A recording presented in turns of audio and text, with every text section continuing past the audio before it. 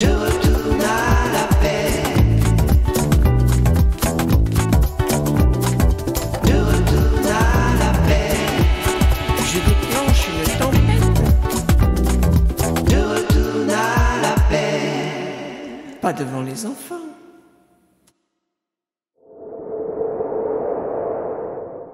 Salut les amis, que la paix soit avec vous. Chaman Chorizo vous parle des Amériques, où j'ai vu beaucoup d'Américains et où j'observe ce qui se passe. Alors aujourd'hui, dans notre petite vidéo du jour, notre update, et vous pouvez me suivre sur X si vous voulez un tout petit peu plus de détails sur ce que je dis, arrosoir serviteur de paix, c'est là que je suis sur X, serviteur de paix. En un mot, il y a deux éléments dont on parle aujourd'hui beaucoup aux États-Unis et sur lesquels je veux attirer votre attention. Le premier, c'est la fraude électorale. On commence à avoir l'évidence de la fraude électorale. Alors, juste pour que vous sachiez, la fraude électorale aux États-Unis, c'est très courant. L'idée que c'est un pays très civilisé où il n'y a pas de fraude électorale, non. Depuis que ça fait 20 ans que je suis la politique américaine, il y a constamment de la fraude électorale aux États-Unis. C'est presque accepté par l'élite américaine. Il y a de la fraude électorale. C'est parce que les élections américaines, c'est plutôt la sélection que l'élection en fait. Ils choisissent deux candidats et les deux candidats sont plutôt d'accord sur ce qu'ils vont faire. Et puis ils choisissent qui c'est qui va gagner. Mais il y a énormément de fraude électorale aux États-Unis. L'idée que ça n'existe pas ou que je suis un complotiste parce que je vous en parle, non. Si vous pouvez remonter jusqu'à l'élection de George W. Bush contre Al Gore, il y avait à l'époque énormément de fraude électorale. La fraude électorale était avérée, mais pour des procédures procédurières, elle ne pouvait pas être mise en exergue et contrôlée. Donc c'est la même chose. L'idée qu'il y avait de la fraude électorale en 2020, c'est pas de la théorie du complot, c'est la vérité. Il semblerait quand même que l'élite américaine, l'establishment, ou vous pouvez appeler ça l'état profond, ils ont la capacité de gagner l'élection avec une marge de entre 6 et 10%. C'est-à-dire que s'ils perdent par 6 et 10%, ils peuvent retourner l'élection en leur faveur. Par contre, s'ils sont dans une situation dans laquelle on a un raz-de-marée, ils peuvent pas contrôler le résultat de l'élection. Donc en ce moment, ce que tu vois, c'est qu'ils mettent en place la machine pour essayer d'avoir le candidat de l'establishment américain, parce qu'ils sont tous bien d'accord, la droite, la gauche. C'est pas une histoire de droite et de gauche à propos aux États-Unis. C'est l'élite et le reste des gens. Donc ils ne peuvent pas gagner l'élection s'il y a un raz-de-marée. S'il y a une victoire par 12 ou 15%, ils ne peuvent pas la gagner. Donc ils mettent en place quand même toutes les stratégies dans tous les États, particulièrement les États qui peuvent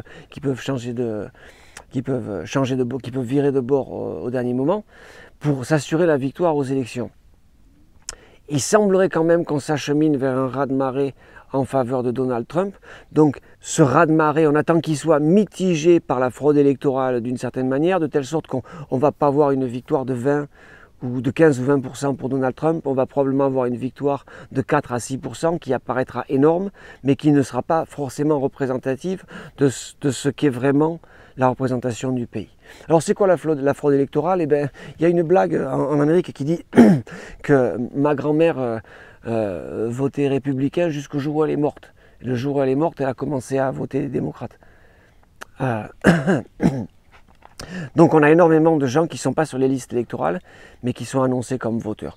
Peu importe, je vous invite à me suivre sur X, serviteur de paix, pour trouver des informations avérées à propos de la fraude électorale aux États-Unis. C'est très intéressant à suivre, mais c'est pas rare, et c'est pas de la théorie du complot qu'il y a de la fraude électorale aux États-Unis, c'est comme ça à chaque élection, à tous les niveaux de toutes les élections. Donc ce qu'on attend, c'est une victoire de Trump maintenant.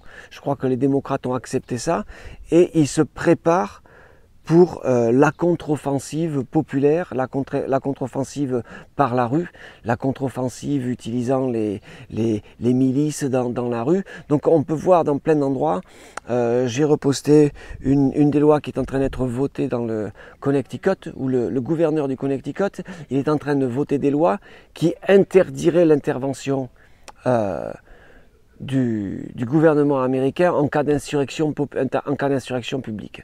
Donc c'est ça qui prévoit. Ça ne va pas du tout être la paix, l'élection du Donald. À mon avis, ils vont tout faire pour éviter qu'il soit le président, entre le moment de l'élection, les résultats, vous n'aurez pas les résultats dans 2 semaines, ce sera le grand bordel, soyez-en certains. Et même s'il y avait une victoire raz-de-marée de Donald, ils ne vont pas le laisser prendre le pouvoir. Il va y avoir énormément de résistance, énormément d'insurrections. C'est pas une prédiction, c'est pas du Nostradamus, c'est très évident compte tenu du contexte qu'on observe ici.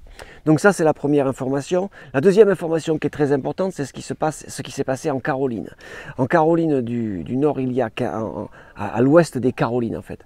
On a eu il y a 3 semaines un ouragan absolument dévastateur. Et on a énormément de disparus, on a des gens qui n'ont toujours pas été... c'est très isolé la Caroline du Nord, il y a beaucoup de montagnes, il y a beaucoup de vallées, il y a des zones qui ne sont pas accessibles. La quantité de disparus est estimée à 3000, on estime la quantité des disparus à 3000, c'est colossal. Pourquoi c'est important? Eh bien parce que personne n'en parle. À l'exception de nous, là, des réseaux sociaux et de l'information privée, personne ne parle de ça. La télévision américaine n'en parle pas. Personne ne parle de la quantité des gens qui ont disparu. C'est très intéressant comment on n'a pas du tout d'informations. C'est couvert. C'est une information sur laquelle personne ne parle. Et comme par hasard, en Caroline, il y a des ressources naturelles que l'on peut miner, que l'on peut extraire du sol, exactement là où les gens sont morts. Et il y a tout un tas de suspicions qui sont en train de naître à propos de ce qui s'est passé, parce que ils sont en train de passer des lois pour interdire aux gens de reconstruire là où ils habitaient. Il semblerait que l'aide humanitaire ne soit pas amenée aux gens. Il semblerait aussi qu'il y a quelques mois, les gens se préparaient pour quelque chose d'autre. Alors, tout se passe comme si, comme disait le doyen de l'université où je suis allé quand j'étais un jeune homme, tout se passe comme si il y a des gens qui savaient qu'il y allait avoir une catastrophe et qu'ils se préparaient pour acheter la terre où se trouvent des ressources naturelles extrêmement larges. Une fois de plus, c'est pas de la théorie du complot, c'est extrêmement courant ça aux États-Unis. De terroriser les gens pour les faire disparaître, pour récupérer les ressources naturelles qui se trouvent sous les pieds des gens. C'est pas du tout une histoire isolée qui n'arrive jamais aux États-Unis. Il y a des dizaines d'exemples, il y a des films hollywoodiens de très bonne qualité qui ont été faits à propos de ça. C'est le fonctionnement corporatiste américain dans toute sa splendeur. Donc je vous invite à me suivre sur X, où aujourd'hui j'ai essayé de vous donner beaucoup d'informations ou des petites façons de suivre l'information qui se passe ici, pour que vous sachiez qu'il y a de la fraude électorale aux États-Unis, et c'est pas rare, la fraude électorale aux États-Unis. Il y a aussi des informations qui nous viennent à propos de la Caroline qui sont très inquiétantes. Voilà, c'est pas très reluisant, je suis désolé, on est à 15 jours des élections, la pression monte ici, les États-Unis sont au bord du chaos. Et soyez certains, compte tenu de ce que l'on voit, il est très certain que le Donald va gagner les élections, il est très certain que tout va être fait pour l'empêcher de prendre le pouvoir, et ça va être l'insurrection d'ici 3 ou 4 semaines aux États-Unis, et d'ici janvier, ça va être le grand bordel. Mais le truc qu'il faut regarder, c'est que il y a des événements comme ce qui se passe en Caroline qui sont très importants, et dont personne ne parle, une fois de plus, parce que tout le monde se tourne vers la politique et vers ce qui se passe dans ce domaine-là. Allez, n'oubliez pas de manger du saucisson, du prosciutto et du jambon. Chaman Chorizo vous dit à plus tard.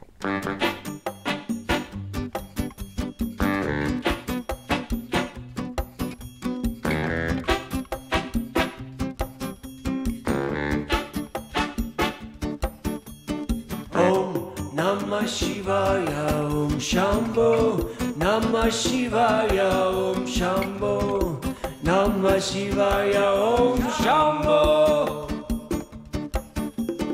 Om Namah Shivaya Om Shambho Namah Shivaya Om Shambho Namah Shivaya Om Shambho. Tu te libères, c'est tout ce que tu fais. Tu te libères, tu peux pas éviter. Tu te libères, c'est tout ce que tu sais faire.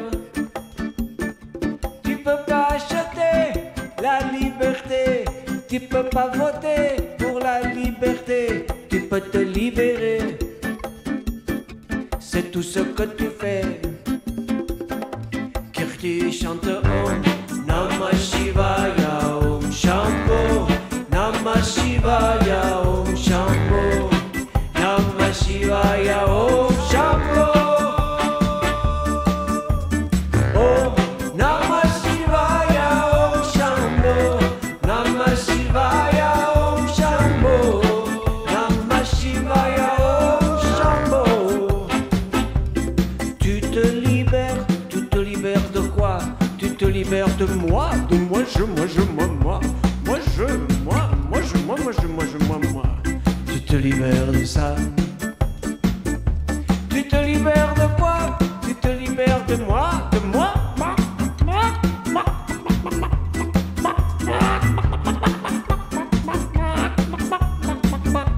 Tu te libères de ça. Et moi je chante Om Namah Shivaya Om Shambho Namah Shivaya Om Shambho Namah Shivaya Om Shambho Om Namah Shivaya Om Shambho Namah Shivaya Om Shambho Namah Shivaya Om Shambho.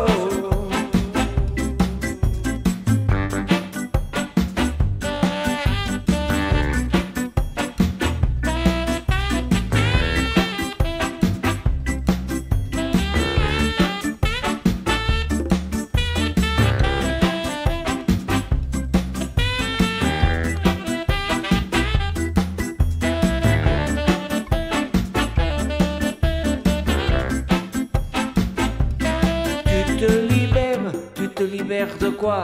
Tu te libères de moi, moi personnellement tu te libères de ça. Tu te libères de quoi? De moi, moi.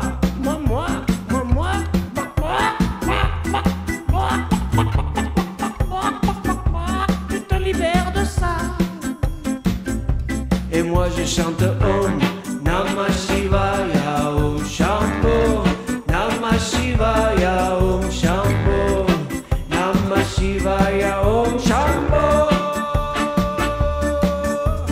Om Namah Shivaya Om Shambho Namah Shivaya Om Shambho Namah Shivaya Om Shambho